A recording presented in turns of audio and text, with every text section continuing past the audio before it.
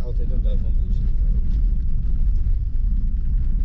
Sjoe, daar's so baie van Boerse vrou wat ek sal onthou.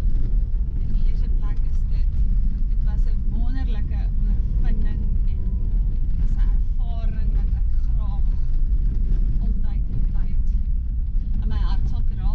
Hoekom? Want elke mens met wie ek te doen gehad het iets bygedra in my lewe. Dalk weet ek dit nie nou nie, maar van die begin af, van dag 1 af tot nou, het ek geleer by ander wat ek gaan toepas in my lewe. En jou pad nou vorentoe? Hoe lyk jou pad vorentoe? Ek gaan nou vorentoe eers maar konsentreer op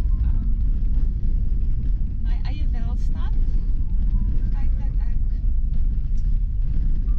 my hart sagter kan maak en seker maak dat ek my hart kan oopmaak as daar iemand is wat aan hom klop. Ek gaan konsentreer op my beroep en natuurlik weer volstoel oefen. Ek dink dit is my punt wat ek gaan maak nou. Ek gaan nou oefen met 'n gesonde liggaam, huisves 'n gesonde gees en dis my motto in die lewe. En ja,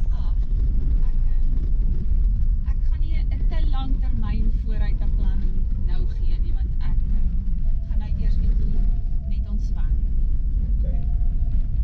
En wat sou jy vir jou broer wil sê, Henty? Herhaal die vraag. Wat sou jy wil sê Vir vir Henty? Ek sal graag vir Henty net 'n boodskap wil gee. Ek wil hom sê, hy's 'n wonderlike man. Ek dink as mens dalk onder ander omstandighede mekaar leer ken het, kon dit gewerk het. Ek dink regtig so. Ek dink dit was maar net al die spanning en die feit dat